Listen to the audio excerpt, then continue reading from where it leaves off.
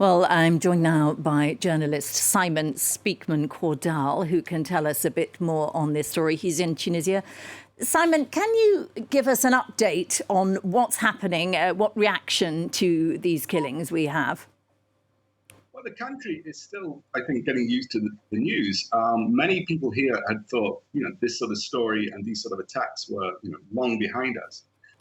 As far as we know, it was that police officer. Now, he killed his colleague at the naval base, which is in Ghriba, and then traveled 16 kilometers to the synagogue. Now, that account kind of, knocks the rumor that it was a brawl between two colleagues into a cocked hat, because you don't travel 16 kilometers. It is interesting, though, that the government has yet to declare this a terrorist attack. They, at the moment, are referring to it as a cowardly attack. But they're investigating, and I imagine that we will know more shortly. There was, of course, this al-Qaeda suicide bombing back in 2002.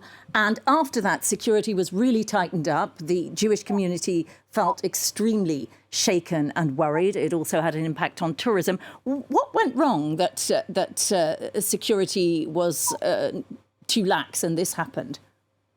Well, we know that the incident happened very late at night. The festival was largely over. By pure happenstance, the former Minister of Tourism, a Jew, was in the synagogue during the attack. And he described that there were very few people there. I mean, there obviously were, worshippers hanging around, milling outside, but not the numbers that you normally see at Ghriba.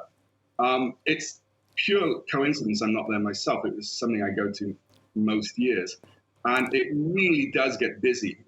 There's the big sort of square there, and then an alley coming down, and it's filled with people celebrating, excuse me, I'm very sorry, and enjoying the festival. So had it happened earlier in the day, fatalities would be significantly higher. Can you tell us a little bit about the Jewish community there in Djerba? And what numbers of people are we talking about? And I gather there's been a bit of a renaissance, more people coming back after leaving the area earlier on, coming back to resettle in Djerba. This is going to have a big impact. It certainly is, yes.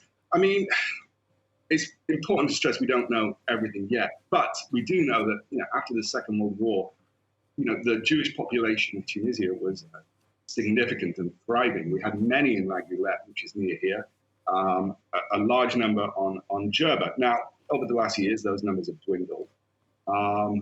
And Djerba now, I think there aren't any Jews that I know of, but there's around 1,000, 1,500, as your reporter said, on Djerba. They live in a very distinct part of town. They have their own schools. But I visited them a number of times. They're very friendly, and they're quite open if you approach them correctly. Now, you're right, there were people coming back, and numbers were looking up. Now, once we know the cause of the attack, that's open to doubt. OK, well, we'll leave it there. Thank you. Thank you very much, Simon Speakman-Cordal, there speaking to us from Tunisia on that incident.